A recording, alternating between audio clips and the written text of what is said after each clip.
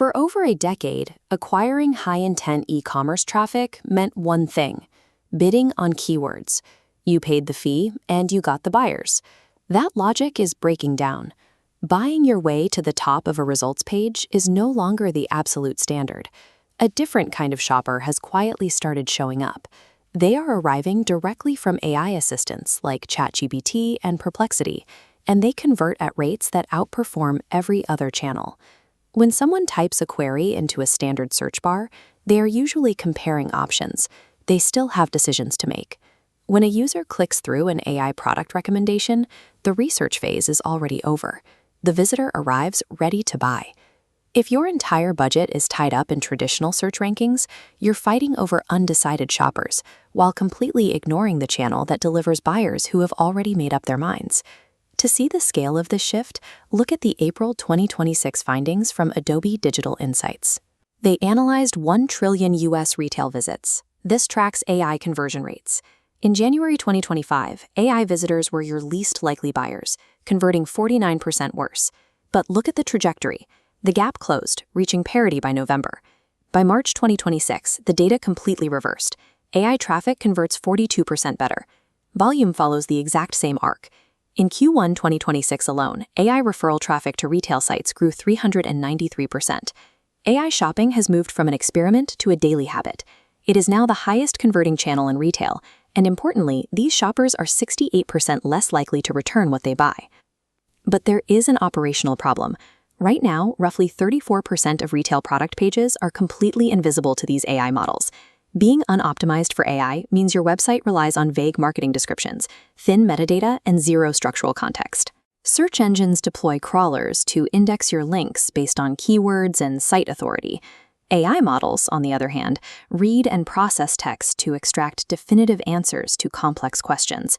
If a large language model cannot clearly extract exactly what your product is, who it is built for, and what specific problem it solves, it will actively refuse to recommend it. Your site might rank perfectly on a traditional index, but if the content lacks the strict structural comprehensibility a machine requires, you will not be recommended. This requires a shift from standard search engine optimization to generative engine optimization, or GEO. In this matrix, the goals are distinct. SEO ranks pages in search results. GEO surfaces your product as the authoritative AI answer. Primary signals shift from backlinks to absolute content clarity. Formatting moves from keyword-stuffed headings to conversational question-answering prose. This creates an immediate copywriting trade-off.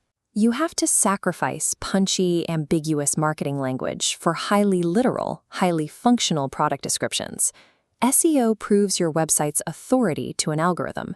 GEO proves your specific product's relevance to an AI assistant answering a human's question. The required work extends far past copywriting into rigid back-end technical architecture. You have to translate human-readable web pages into machine-readable formats. This means implementing rigorous schema markup, building clean specification tables, and structuring actual FAQ sections directly into the code. Proper GEO implementation demands heavy developer resources, back-end CMS overhauls, and it will slow down your standard deployment speeds. Before you do any of that, you have to measure the baseline. The immediate first step is manually segmenting Google Analytics 4 to track specific referrers, like OpenAI.com and Perplexity.ai. This involves administrative pain, building custom dashboards, filtering the traffic out, and waiting for data to populate before proving your ROI.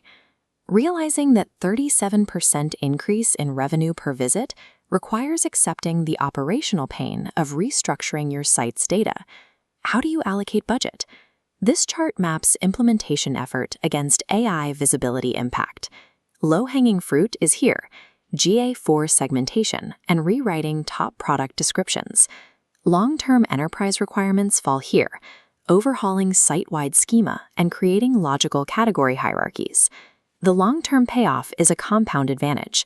When an LLM is trained on your well-structured content, it surfaces you more often. That drives more traffic, which provides the behavioral data confirming your relevance, creating a self-reinforcing loop. You do not need to pivot away from Google overnight. The strategy is to execute the high-impact, low-effort tactics right now to build a baseline presence while the flywheel is still early. If you are operating with constrained resources, do not attempt to overhaul your entire site. Run a 90-day test by rewriting the text for your highest margin items to be as literal and structured as possible. If you are running an enterprise operation, prioritize structural data architecture immediately. Every day you wait, you are bleeding pre-filtered, ready-to-buy shoppers to your competitors. There is one notable exclusion zone. If you sell highly visual, impulse buy items where deep research isn't required, avoid heavy GEO investment for now. For everyone else, the math is clear. AI shopping bypasses the traditional research phase, bringing visitors directly to the decision point, and those shoppers are 68% less likely to return a product. If your product pages answer human questions with machine-readable clarity, AI models will send you buyers. If they don't, you will disappear from the most valuable channel in modern e-commerce.